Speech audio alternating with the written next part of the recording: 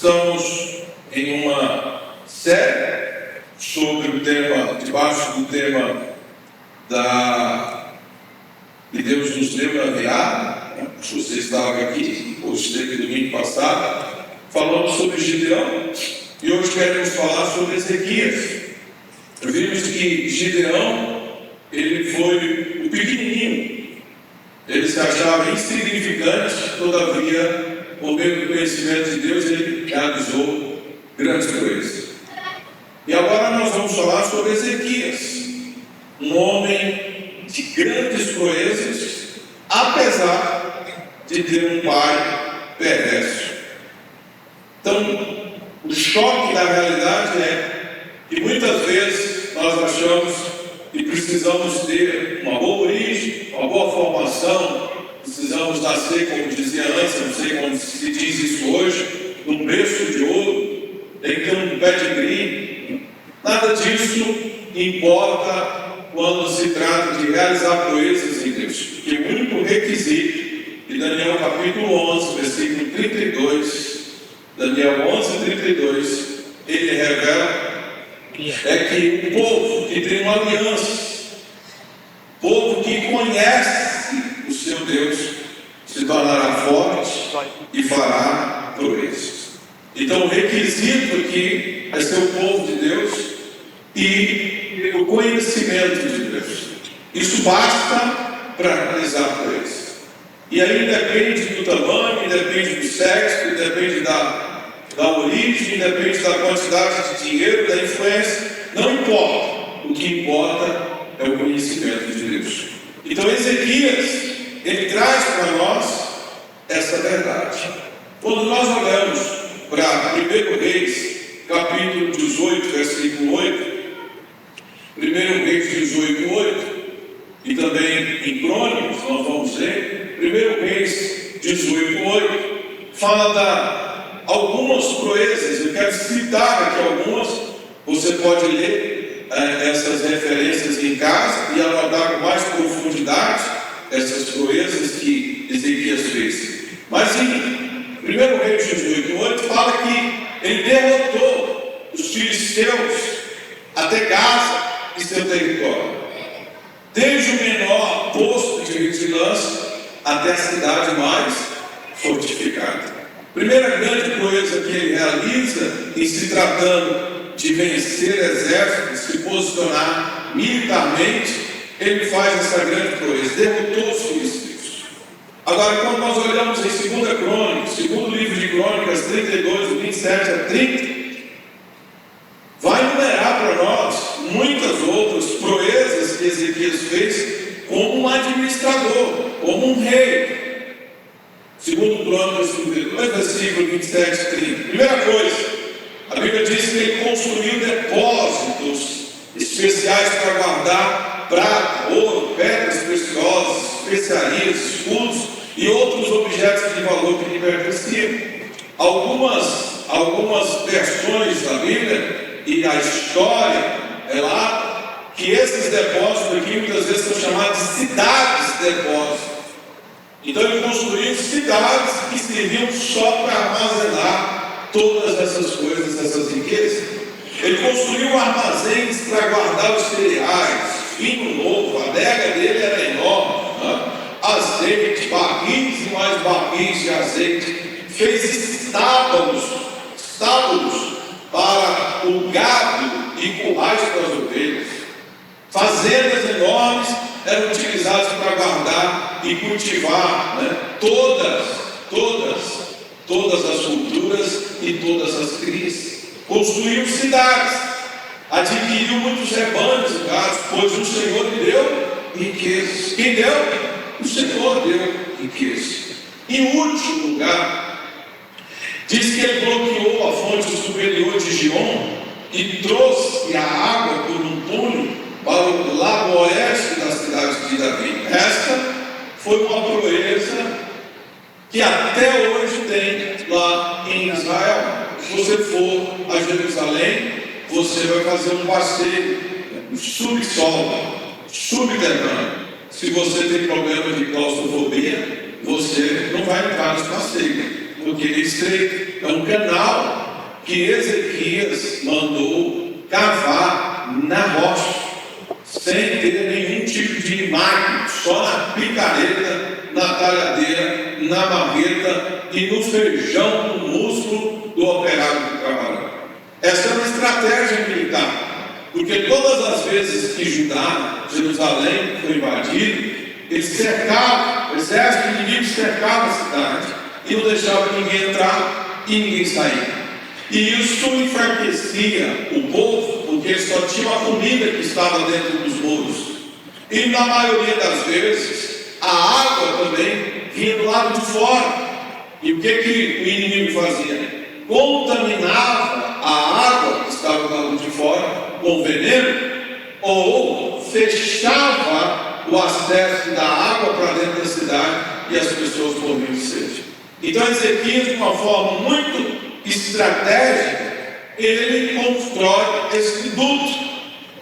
Tem 500 metros esse duto. É daqui até a Tony Gold, ali embaixo do Super G. Então, se você andar até lá, você vai calcular esse trajeto como o tamanho desse canal que ele construiu. E se você for lá esse ano ou ano que vem, Deus abre essa porta e te dê esse presente, você em Israel, visitar Jerusalém, faça esse passeio, você vai colocar os pés dentro da água, ainda funciona, e é algo que está lá há mais de 2.700 anos.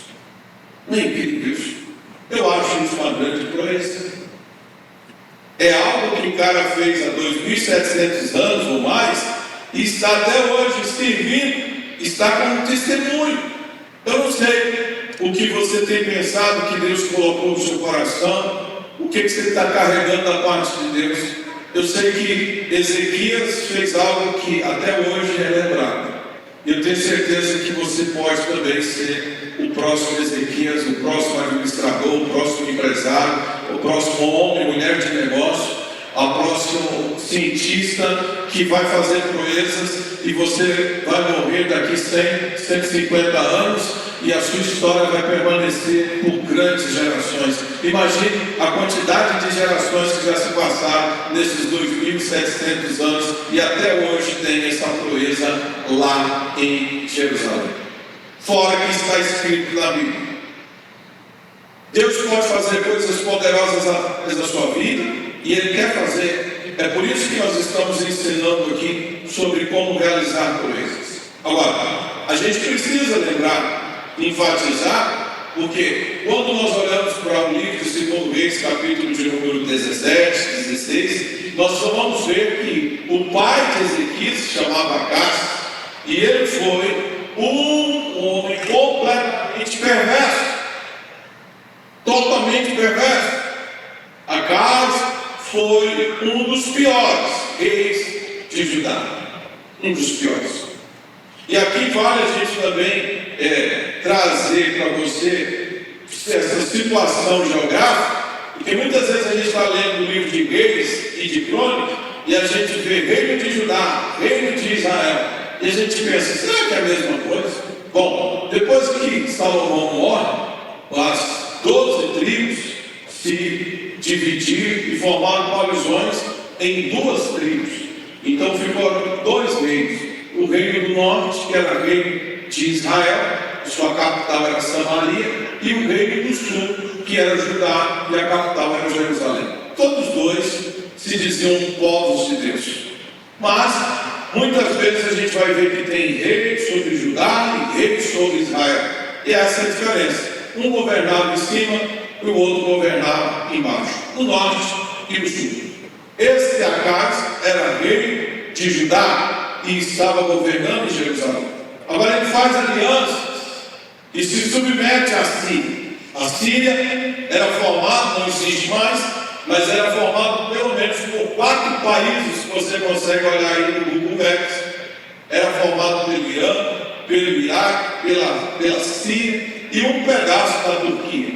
Era uma área muito grande e naquele momento era o maior império. Era como os Estados Unidos hoje, invadindo todo mundo e prendendo todo mundo.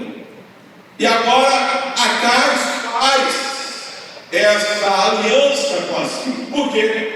Porque houve uma coalizão tanto de Israel como também da Síria contra Judá. E ele agora, com medo, ele pede apoio militar e proteção da Ásia. E Acais começa então a se tornar escravo. E ele pratica a idolatria. Ele começa a pagar mensalmente, trimestralmente, imposto. Começa a pagar pela segurança. A Síria protege ele. Ele começa a pagar. Quando ele não tem mais recursos, ele começou a desmontar o templo que Salomão construiu. Pega toda a prata e dá para o rei da Síria. Também dá um pouco do ouro e vai entregando. É interessante isso, porque muitas vezes nós pegamos o que é de Deus para dar para o nosso inimigo. Muitas vezes tiramos aquilo que deveria estar no altar de Deus e entregamos para outras pessoas. Acais fez isso. Ele pratica a idolatria, ele começa a adorar os deuses da Síria. Ele manda fazer um altar igualzinho que tinha na Síria em Judá. E manda colocar do lado do altar do Deus de Israel. E como ele não estivesse satisfeito, ele sacrifica um dos seus filhos a Moloque. Moloque era uma entidade, um altar, era um bicho que ficava com suas mãos estendidas dessa forma, e em fogo, havia fogo embaixo e fogo dentro dos braços. E os braços, que eram de metal, ficavam incandescentes. E ali os pais colocavam os bebês em sacrifício a essa entidade. Que coisa terrível. A gente não consegue nem imaginar um troço desse.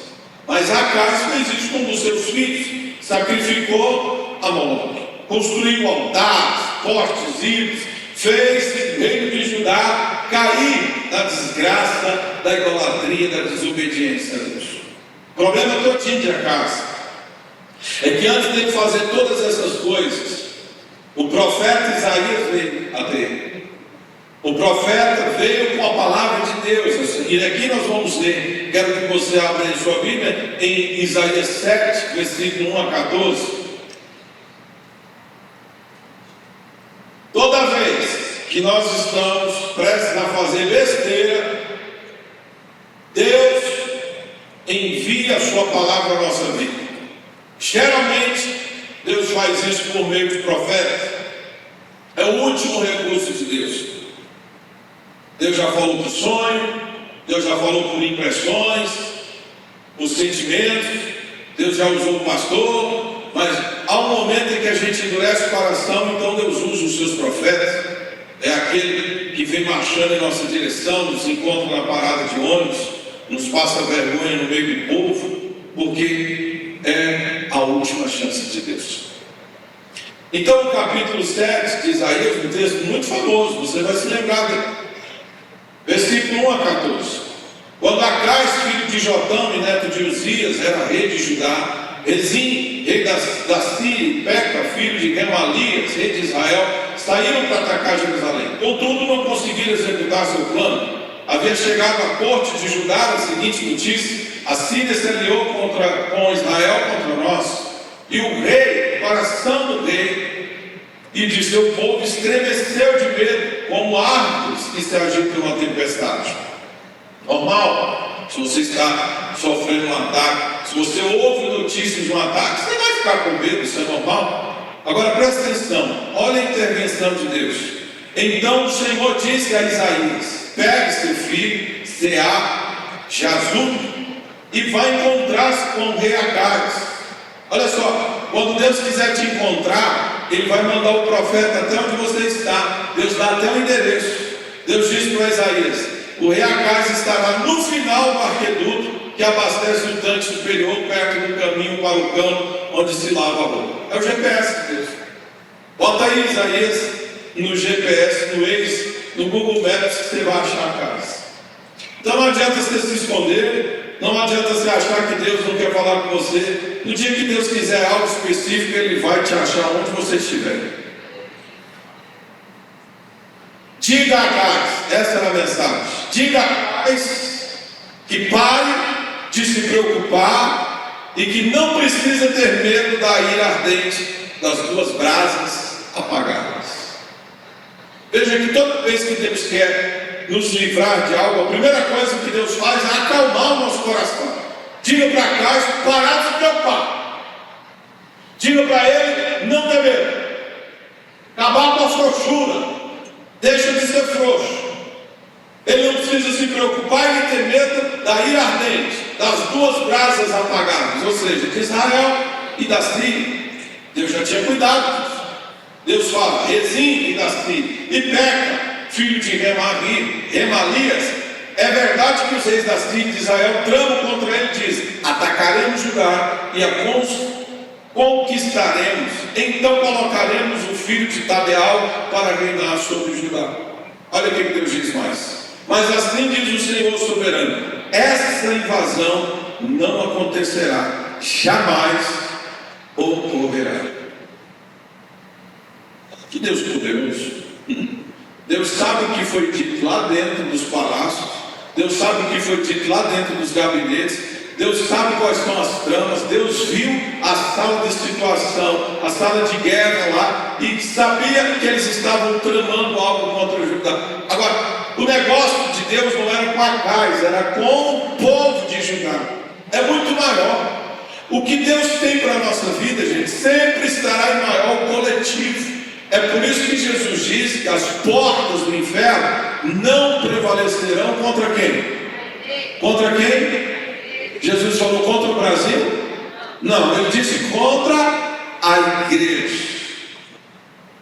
Por isso que o cuidado de Deus estava não sobre Acais, mas sobre Judá, sobre o povo de Deus. Escute, aquilo que as pessoas, os teus inimigos estão tramando lá escondidas, as coisas estão acontecendo nas reuniões que você não participa, e esse movimento todo, e você acha que agora acabou de vez, que está tudo acabado. Escute, existe um Deus que é onipresente, que está dentro das salas, dentro dos gabinetes, dentro das salas fechadas. Deus entra até dentro dos bunkers, que é onde as pessoas estão escondidas. Sabe por quê? Porque não há nada que aconteça, não há nada que é dito, ou nada que seja pensado que Deus não sabe. O seu Deus está na frente, acredite nisso. Deus sempre está na frente. Deus nunca vai chegar atrasado. Deus não chega correndo, esbaforido, desculpa atrás. Isso não acontece. Deus sempre está à frente do nosso adversário. Então, aquilo que está sendo tramado contra a sua vida, contra a sua casa, contra o seu casamento, contra a sua família, jamais acontecerá, não ocorrerá. Deus já chegou na frente. Essa demissão não vai acontecer. Essa falência também não vai acontecer. Fique tranquilo, sossegue o coração, deixe de frouxura. Se vocês, olha a palavra de Deus para ele, se vocês não crerem com firmeza, não permanecerão firmes. Vamos juntos? Se vocês não crerem com firmeza, não permanecerão firmes. Não permanecerão firmes. Então tem gente que crê, mas não crê com firmeza. Tem que ser firme, porque aquele que crê com firmeza permanecerá firme. Depois o Senhor enviou essa mensagem ao rei Acais. Olha aí, vai prestando atenção aí no mistério. Deus falou, mandou falar para Acais: Isaías, diga para Acais, o que é isso? Diga para ele: peça ao Senhor do seu Deus um sinal de confirmação. Pode ser algo difícil, alto, ou como os céus, ou profundo como o lugar dos mortos. Não é poderoso isso? Deus é um Deus que se manifesta. Deus sabia que Acais era frouxo, tinha medo, então ele precisava de um sinal. Talvez você esteja aqui, você tem a palavra de Deus, Deus já falou com você, mas você está com medo ainda. Você ainda não está crendo firmemente. Então você precisa de um sinal. Isso é legítimo. Está aqui. Deus liberou Acais a pedir um sinal. Peça um sinal. Pode ser algo difícil. Algo que talvez esteja alto como os céus ou profundo como o lugar dos mortos. Que coisa poderosa. Deus não se esconde dos seus. Deus não se esconde dos seus filhos. Agora, o rei Acais era tão frouxo, tão perverso, que ele disse assim: não porei o Senhor à prova desse modo. Ele quis dar uma de melhor que todo mundo, a sua legalidade, a sua religiosidade. Ele disse: eu não vou botar o Senhor à prova dessa forma. Então o profeta Isaías disse: ouçam bem, descendentes de Davi. Isaías era aloprado, puxou a peixeira e disse: não basta esgotarem a paciência das pessoas, agora também quero esgotar a paciência do meu Deus. Deixa de ser frouxo, Acais. Peça um sinal. E aí vem verso 14, que é o verso que todos nós conhecemos. É interessante como nesses momentos de crise espiritual, esses momentos de falta de fé, Deus sempre se manifesta de uma forma poderosa. Porque ele não estava crendo, Acais não estava crendo que Deus estava com eles, que a presença de Deus era com eles. Por isso ele estava com medo de ser invadido e destruído. Agora, olha aqui, que revelação poderosa. Meu irmão, escute com atenção. Nos seus momentos de crise, serão os momentos que você vai ter maiores revelações e revelações poderosas da parte de Deus.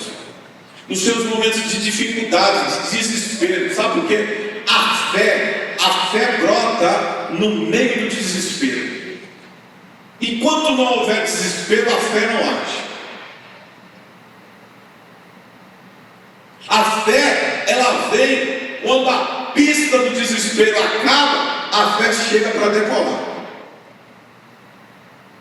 Ele não acreditou, mas olha que palavra poderosa que Isaías libera pelo Espírito do Senhor no versículo 14. Por isso, o Senhor mesmo dará um sinal. Veja, a virgem ficará grávida, e ela dará à luz a um filho, e ele se chamará Emanuel. mais forte, ele se chamará Emanuel.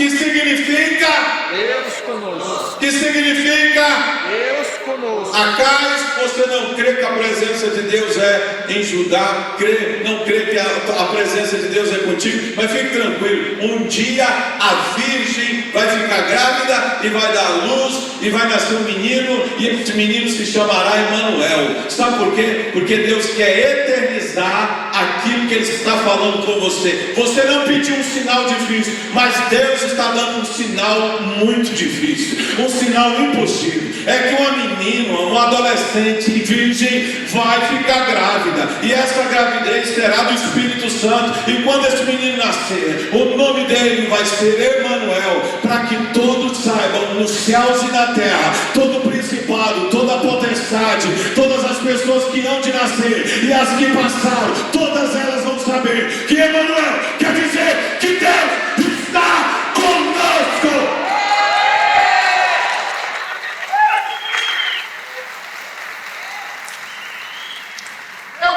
Não se sinta acuado pelo teu adversário, pela tua falta de fé. O Espírito de Deus está dizendo: Igreja Batista Graça e Paz, peça os sinais, peça os sinais, peça os sinais, porque os sinais seguirão aos que creem. Pode pedir a coisa mais difícil, porque o impossível já aconteceu. Uma menina virgem fica grávida, e grávida do Espírito Santo, e nasceu Deus que está sempre conosco.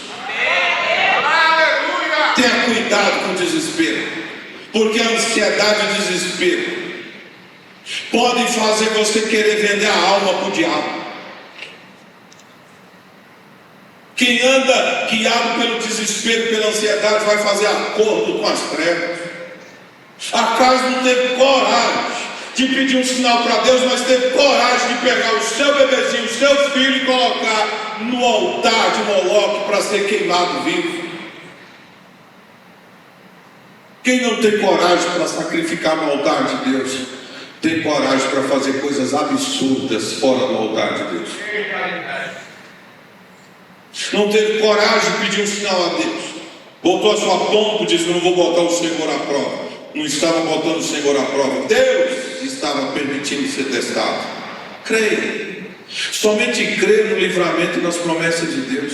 Se vocês não crerem com firmeza, não permanecerão firmes. Acais mesmo se tornou, naquele ano, escravo do rei da Síria, declarando em 1 Reis, capítulo 16, versículo 7. Ele vira para o rei da Síria e diz: a partir de hoje eu sou teu servo, teu vassalo.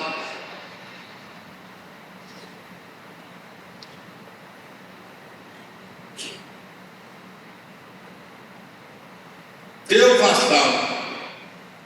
Deixa eu te falar uma coisa: o imediatismo nos afasta de Deus. O imediatismo, a doença dos dias de hoje, imediatismo. O imediatismo nos afasta de Deus. O imediatismo é a voz da ansiedade. Quer ver a manifestação da ansiedade? Imediatismo. Imediatismo é coisa de gente imatura, coisa de criança. Imediatismo é ausência de fé. A ansiedade não permite que a gente desfrute da presença de Deus. Ninguém ansioso consegue desfrutar da presença de Deus. Porque para desfrutar da presença de Deus, nós temos que aquietar o nosso coração.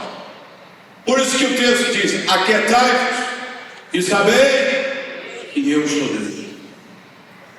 Como é que eu vou saber que é Deus? Aquietando o meu coração. Por isso que a presença de Deus, para permanecermos na presença de Deus, temos que aquietar nossa alma, aquietar o nosso coração. Por isso a ordem do apóstolo Pedro é: lancem sobre Cristo toda a sua ansiedade, porque Ele, Jesus, tem cuidado de você. Se você anda ansioso, escute uma coisa: lança toda essa ansiedade em Cristo Jesus. Sabe por quê? Porque quem cuida da sua vida é Ele. A autossuficiência é o caminho para longe de Deus. A autossuficiência é proveniente do orgulho.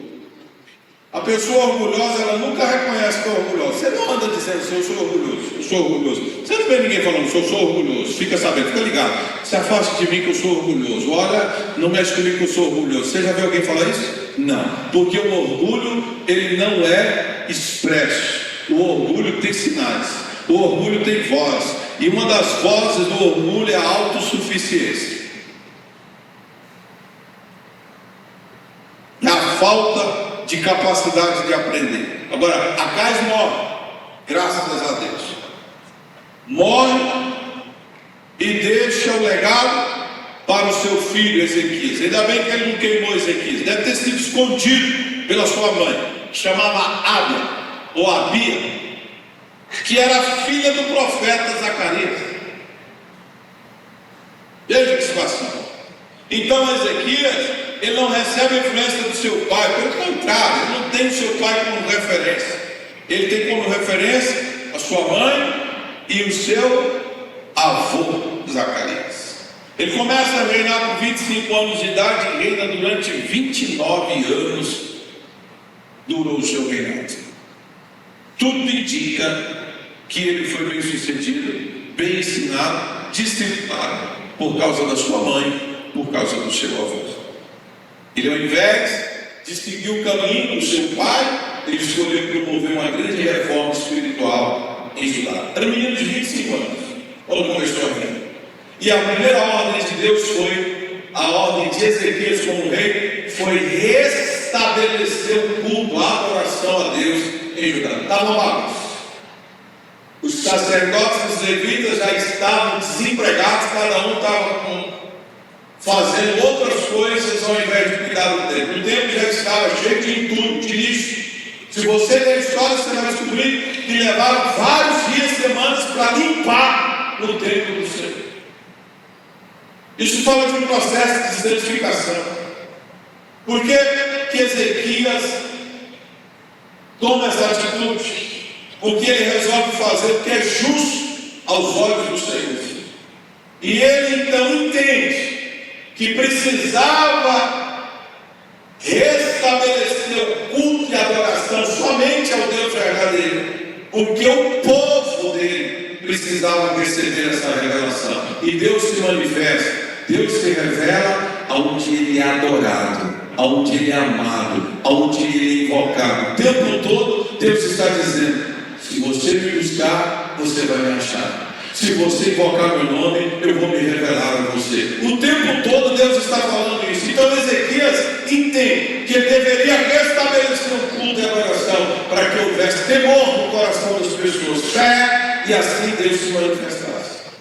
Por isso que a Bíblia diz que ele fez o que é justo aos olhos do Senhor. E lá vai, ele removeu os altares, os santuários, as colunas dos ídolos. Parece Gideão, não é mesmo? Despedaçou. Sabe o que Ezequias fez? Ele despedaçou a serpente de bronze. O povo estava adorando a serpente de bronze até aquele dia. Já tinha 700 anos que Moisés havia morrido. E você lembra que essa serpente foi por ordem de Deus para um episódio específico, mas eles guardaram aquela serpente de bronze. Tinha passado até pelo reinado de Davi e ninguém descobriu que o povo estava adorando a serpente de bronze. Mas veja que discernimento espiritual. 700 anos depois, Ezequias descobre que o povo estava adorando a serpente de bronze. O que ele faz? Ele vai lá e despedaça e destrói algo que estava há 7 séculos. Escute uma coisa: Deus está dando uma graça para você, querido. Você está entendendo o que Deus está falando? Desde o primeiro dia que nós estamos falando sobre Gideão, Deus está levantando essa igreja para quebrar coisas que estão se arrastando há séculos aqui na Ceilândia, na sua casa, na sua família. Deus está levantando você pequenininho mesmo, não importa como foi a sua origem, como foi a sua criação, acredite, Deus está nos chamando para algo poderoso. Deus vai nos levantar para quebrar as serpentes que estão sendo adoradas há muitos séculos e está acontecendo e nós não estamos vendo. Passou por Davi, passou por grandes reis, passou pelo próprio Josué, pelo Caleb, ninguém percebeu isso. Mas agora em Ezequias isso é revelado. Eu creio, eu tenho orado. Deus vai trazer muita coisa à tona, vai trazer grandes revelações de coisas profundas. Agora tem que ter coragem para se levantar e quebrar essas coisas. Tem que ter coragem, porque Deus vai trazer essas revelações. A Bíblia diz que Ele reabriu as portas do templo do Senhor. Ele limpa, consagra o templo novamente, estabelece a adoração a Deus. Para mim, foi a maior proeza de Ezequias, foi restabelecer a adoração, o culto a Deus, colocar todo mundo para trabalhar para Deus e fazer aquilo que Deus ordenou através do seu servo Moisés. Tudo que nós precisamos fazer de proeza começa com a adoração, a entrega a Deus, organizar o nosso altar. Começa pela santificação. Sem santificação, ninguém verá o Senhor. Sem santificação, ninguém verá o Senhor. Se não vê o Senhor, não tem revelação, não tem visão, não tem palavra de Deus. A santificação é que vai trazer, vai nos promover a receber aquilo que Deus quer nos entregar. Quem acredita nisso? Diga amém. Mas em 1 Reis, 2 Reis 18:5, a Bíblia diz que Ezequias confiou no Senhor. 2 Reis 18:5, Ezequias confiou no Senhor. É algo que nós precisamos aprender com Ezequias, confiar em Deus. Diga, eu preciso aprofundar na confiança em Deus. Versículo 6 diz que Ezequias se apegou ao Senhor. Gente, essa expressão é muito forte. Ele se apegou ao Senhor. Ele agarrou-se ao Senhor. Segundo, ele não deixou de seguir o Senhor. Isso é muito importante. Por que ele não deixa de seguir o Senhor? Porque ele se agarrou ao Senhor. Então, se ele está agarrado ao Senhor, isso quer dizer, Deus vai se movimentar. Deus sempre está em movimento. Deus nunca está parado. Deus sempre está em movimento. Mas Ezequias resolveu se apegar, se agarrar ao Senhor. Isso quer dizer que Deus está se movimentando e Ezequias está indo junto. Ele não deixou de seguir o Senhor. A gente tem que entender isso. Isso é muito simples, mas é algo que nós falhamos. nós temos a mania de seguir a Deus até onde a gente acha que dá conta. Até onde o nosso interesse nos leva. Até a nossa zona de conforto. Esse é o nosso problema. A gente vai com o Senhor até a zona de conforto. Quando a gente chega na zona de conforto, a gente diz: Jesus, o Senhor está liberado, pode ficar à vontade para abençoar outras pessoas, que agora eu não estou precisando. Nesse momento a gente para de orar, nesse momento a gente não vai mais no monte, nesse momento a gente não levanta de madrugada, nesse momento a gente não vigia mais, nesse momento a gente está fazendo, curtindo a vida doidada, a gente está desfrutando agora das promessas de Deus. É que a gente começa a matar os frutos, porque a gente tem um shopping para ir, porque a gente tem que gastar o dinheiro que a gente ganhou. É nesse momento que a gente vai arrumar festa, é nesse momento que a gente vai arrumar um monte de coisa para ir, é nesse momento que a gente vai para a chácara, porque afinal de contas a gente comprou uma chácara, uma fazenda, e eu preciso estar nessa fazenda, cuidar, porque foi a bênção de Deus. Então eu deixo Jesus ir com as outras pessoas que estão precisando. Aqueles irmãozinhos com a cara do coitado, está indo lá para a igreja domingo, eles estão tudo precisando. Você pode abençoar eles. Eu estou satisfeito, folga a minha alma, que eu estou feliz com tudo. Então ele deixa de seguir o Senhor. A pior besteira que a gente pode fazer na vida é soltar do Senhor e deixar de seguir o Senhor. Foi por isso que Moisés disse: eu não saio daqui se o Senhor não for conosco. Então seguir ao Senhor quer dizer que nós nos apegamos a Ele, nos movimentando conforme o andar dele. Por isso que Davi entendeu e escreve o Salmo 23. O que ele escreveu lá? Ele diz: ainda que eu ande pelo vale de sombra e morte, o meu pastor vai fazer o quê? Ele estará comigo, a sua vara, o seu cajado me protege, e quando acabar o vale de sombra e morte, o Senhor preparará a mesa na presença dos meus inimigos. Ele vai ungir a minha cabeça com óleo, ele vai fazer o meu cálice transbordar. Por quê? Porque eu me apeguei ao Senhor, tanto no vale da sombra da morte, como agora na mesa da restituição. Eu não vou deixá-lo embora. Você está sabendo onde Jesus foi ou você já perdeu ele? Porque a própria mãe e o pai de Jesus, Maria e José, perderam Jesus na festa de Jerusalém. É muito comum a gente perder Jesus nas festas. É muito comum a gente perder Jesus quando as coisas já estão resolvidas. Quando a gente já chegou onde a gente queria. Porque até então, quando a gente queria as nossas coisinhas, a gente estava orando, jejuando e fazendo cara de Frei Damião. Agora que eu já cheguei no meu lugar, pronto, não precisa. Jesus, o Senhor está liberado, o Senhor pode ir lá abençoar o Fly. Ele está com a cara de que está passando fome, ajuda ele, Senhor. Tem aquela outra irmãzinha lá, olha, pastor, eu estou firme, não estou indo porque o senhor sabe como é que é, a agenda está complicada. Infeliz. E última coisa, verso 6, a Bíblia diz que Ezequias obedeceu os seus mandamentos. Então, se apegar ao Senhor, seguir o Senhor e obedecer os seus mandamentos. Olha o verso 7. O Senhor estava com quem? Com Ezequias. O Senhor estava com Ezequias. Por isso tinha sucesso em tudo o que ele fazia. Vamos juntos? O Senhor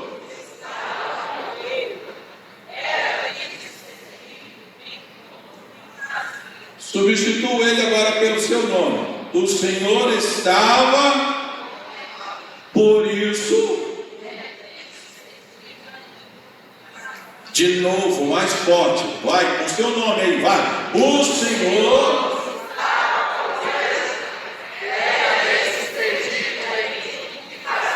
Você tem alguma dúvida a respeito disso? Você tem alguma dúvida? O Espírito Santo precisa falar mais alguma coisa sobre isso? Você será bem sucedido em tudo que você pôr a mão, desde que Deus esteja com você. E para que Deus esteja com você, você precisa se apegar a Ele. Você não pode deixá-lo seguir. E você precisa obedecê-lo incondicionalmente.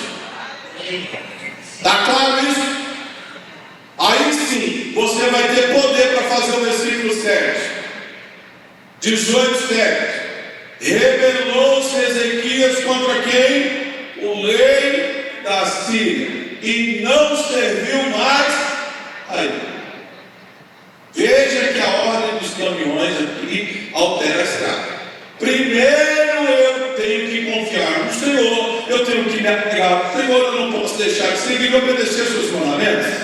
Isso vai fazer com que Deus esteja comigo e tudo que eu fizer será bem sucedido. Depois eu posso me rebelar contra tudo aquilo que mandava na minha vida.